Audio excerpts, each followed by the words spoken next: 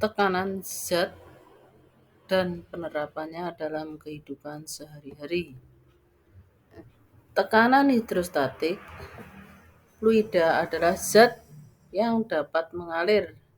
Kita ingat bahwa wujud zat ada tiga, yaitu padat, cair, dan gas.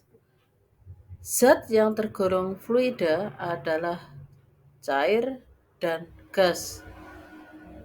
Zat cair dan gas memiliki massa sehingga memiliki berat dan pada saat berada di suatu tempat yang memiliki luas tertentu dapat menghasilkan tekanan. Jadi, tekanan hidrostatik adalah tekanan dalam zat cair yang disebabkan oleh berat zat cair itu sendiri.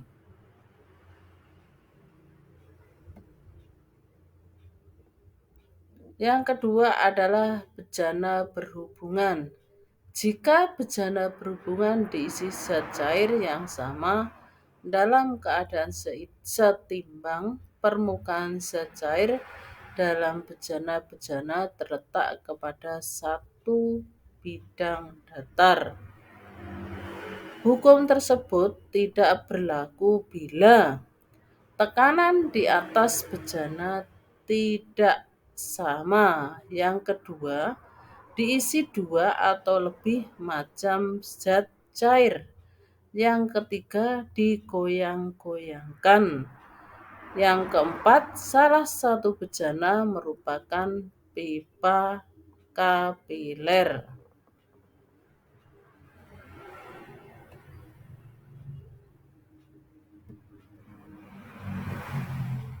Hukum Archimedes, suatu benda yang dicelupkan ke zat cair akan mendapat gaya ke atas yang besarnya sama dengan berat zat cair yang dipindahkan benda tersebut. Benda dikatakan tenggelam apabila massa jenis benda lebih besar dari massa jenis zat cair. Kemudian dikatakan terapung apabila massa jenis benda lebih kecil dari massa jenis zat cair. Yang ketiga dikatakan melayang apabila massa jenis benda sama dengan massa jenis zat cair.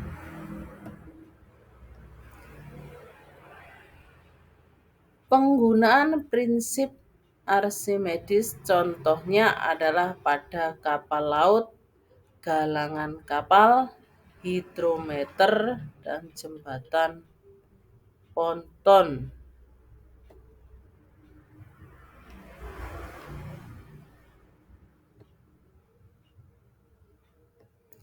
Ketinggian tempat dan tekanan semakin tinggi suatu tempat, semakin rendah tekanan udara di tempat itu. Yang pertama adalah barometer. Apa itu barometer? Barometer adalah alat untuk mengukur tekanan atmosfer. Penunjukan besar tekanan atmosfer oleh barometer disebut sikap barometer.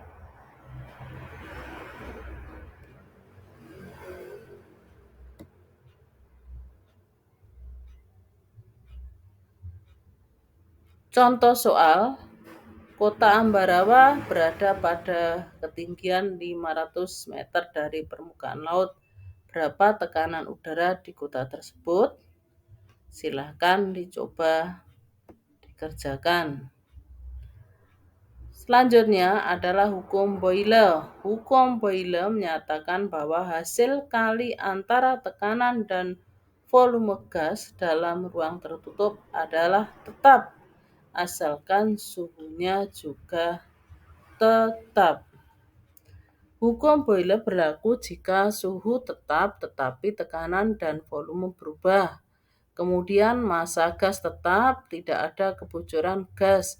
Yang ketiga, gas tidak jenuh dan Yang keempat, tidak terjadi reaksi kimia di dalam ruangan.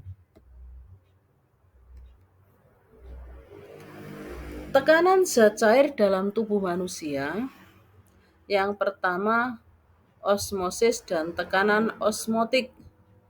Difusi suatu pelarut melalui membran semipermeabel di mana zat larut tidak terbawa. Kemudian yang kedua, osmosis dalam tubuh manusia. Laju keluar molekul air yang keluar masuk sel harus tepat sama atau isotonik.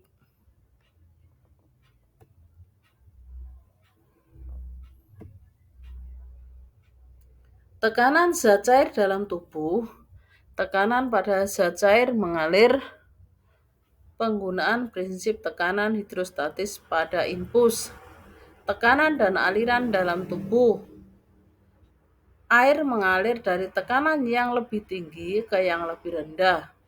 Dari aorta ke tekanan yang lebih rendah di tubuh. Tekanan dipengaruhi kekentalan dan diameter pembuluh darah. Interaksi darah dengan paru-paru. Pertukaran gas di paru-paru melalui dua proses. Membawa darah ke jaringan kapiler paru-paru dan membawa udara ke permukaan alveolus. Oksigen dan karbon dioksida dipindahkan ke dalam dan keluar darah melalui difusi. Kerja jantung. Pada setiap periode kedua, ventrikel jantung memompa darah sama banyak. Tekanan kedua pompa jantung tidak sama pada sistem pulmonal atau paru-paru, lebih rendah dibandingkan sistemik atau tubuh.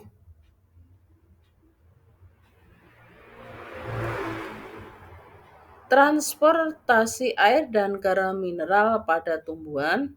Air dan garam mineral dari tanah masuk ke epidermis akar dengan cara difusi dan osmosis.